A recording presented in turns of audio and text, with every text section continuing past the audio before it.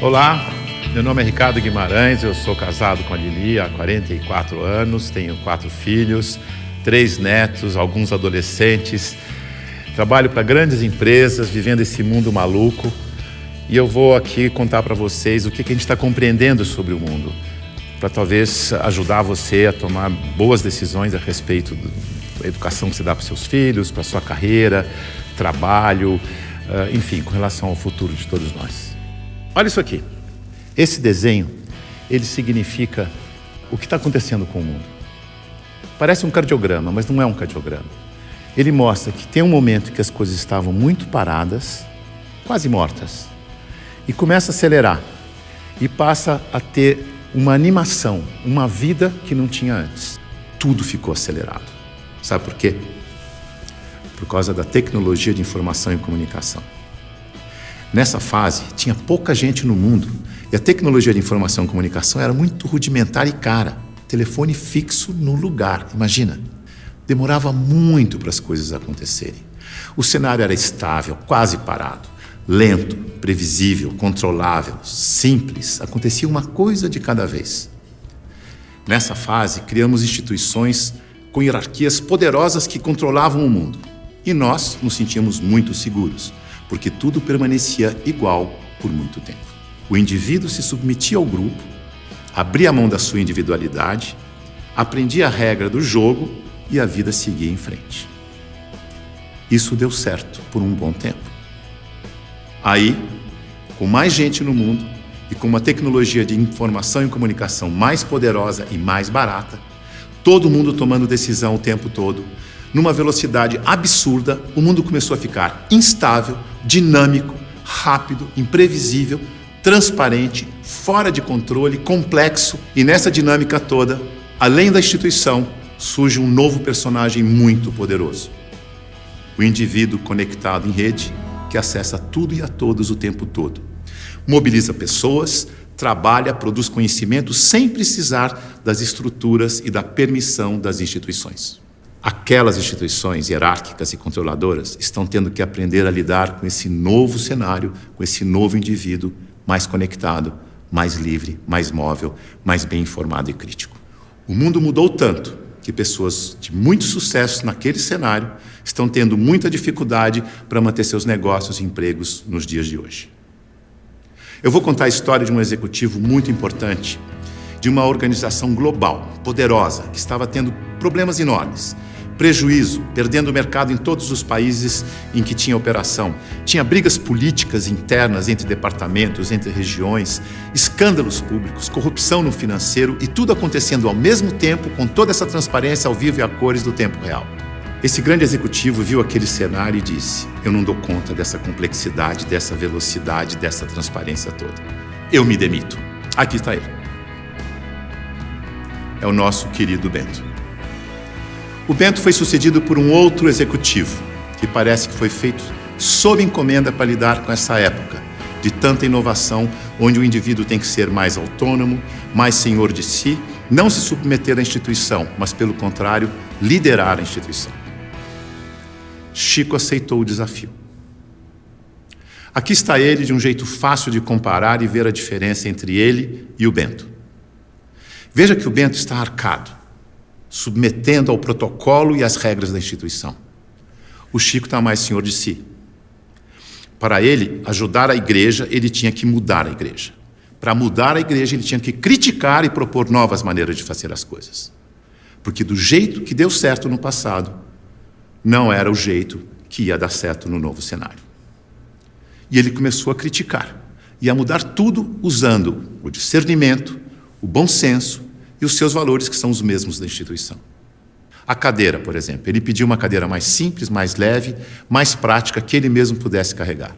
A roupa, uma roupa que fosse fácil de vestir, leve, simples e confortável. O discurso, ele não queria que alguém escrevesse o discurso para ele. Ele mesmo ia fazer o discurso com as palavras dele. E para ele estar sempre atualizado e poder falar à vontade, ele não ia ficar isolado no Palácio do Vaticano, num quarto de 300 metros quadrados.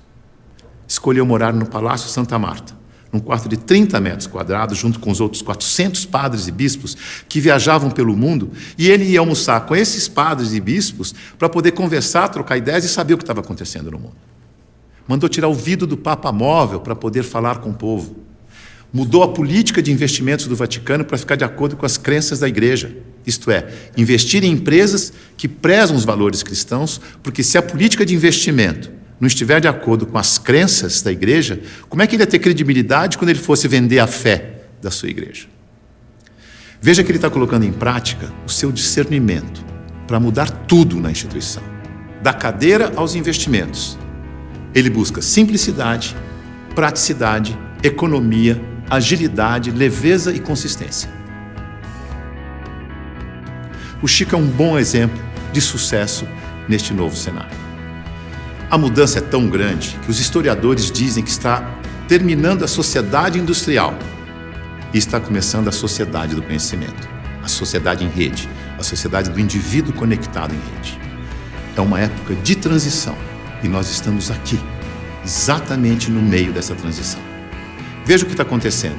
Neste ambiente estático, estável, a boa empresa funcionava como um relógio, uma engrenagem sem vida, isolada do ambiente, tic-tac, tic-tac, tic-tac, onde o empregado era uma peça da engrenagem. O futuro era igual ao passado. Na medida em que o ambiente foi ficando mais mutante, mais veloz, novidade a toda hora, imprevisível, a empresa tem que se atualizar, aprender e evoluir o tempo todo para não desaparecer. Não é mais conservar, mas é adaptar-se, aprender, evoluir. Não pode ser um relógio que se repete eternamente igual, mas um sistema vivo, aberto, interativo, que aprende e evolui sem parar. E as pessoas não podem ser peças de engrenagem que se repetem sem pensar. Tem que ser células vivas, sensíveis, críticas, interativas, que trocam ideias, sugerem soluções, como o Chico. A boa notícia é que a gente sabe gerenciar muito bem os sistemas vivos. Sabe por quê? Porque nós somos sistemas vivos. Somos feitos de sistemas. Sistema respiratório, sistema endócrino, sistema ósseo, sistema digestivo. Sistema é um conjunto de elementos que trabalham de forma interdependente com um propósito comum. Como o nosso corpo. O ponto mais importante para a saúde do nosso corpo é a interdependência. Veja no seu próprio corpo.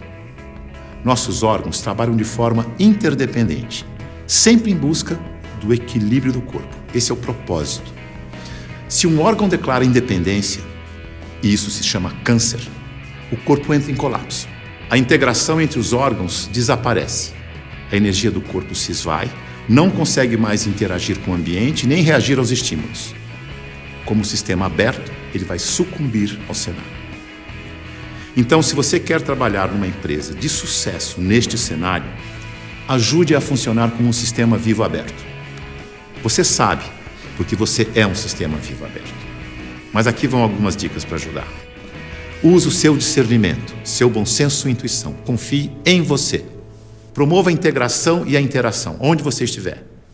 Seja sensível a informações relevantes para aperfeiçoar seu trabalho e a empresa. E o mais importante de tudo, reconheça que a realidade é interdependente. E por isso precisa da participação de cada um e de todos para resolver os seus problemas. Lembre-se, a boa gestão da interdependência garante a boa saúde do seu corpo e da corporação. Mais uma dica, não deixe as pessoas confundirem autonomia com independência. Autonomia significa que você tem consciência de que faz parte de um todo maior e por isso você pode falar pelo todo. Por isso pode ocupar cargos de responsabilidade na hierarquia. Independência é quando você não se reconhece como parte do todo e olha só para a sua parte, colocando o todo do sistema em risco de colapso. Independência ou morte deu certo no século passado. Neste século, o certo é interdependência ou morte. Veja a evolução das relações na empresa e no mercado. No começo, a hierarquia era absoluta. Poucos mandavam e todos obedeciam como crianças obedientes. Não tinha concorrente, mas precisava de canal para vender. Depois, a empresa cresce, a hierarquia permanece, mas as áreas passam a ter seus chefes. As crianças ficaram jovens e, como jovens, andam em tribos. Nós versus eles. As áreas competem o tempo todo porque precisam se afirmar como jovens. Essa é a fase da independência ou morte.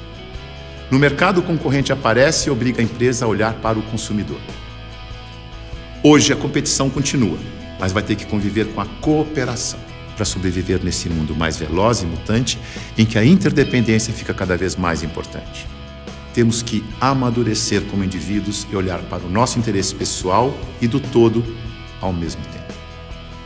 O Papa Chico, quando falou do meio ambiente na sua encíclica, ele não falou com os cristãos apenas. Ele falou com todos que vivem neste planeta, que ele chamou de a nossa casa. É isso aí. É nós, junto e misturado. Essa é a real. Esse é o futuro, com as pessoas mais valorizadas, mais bem informadas e fazendo melhores escolhas para suas vidas. Boa sorte.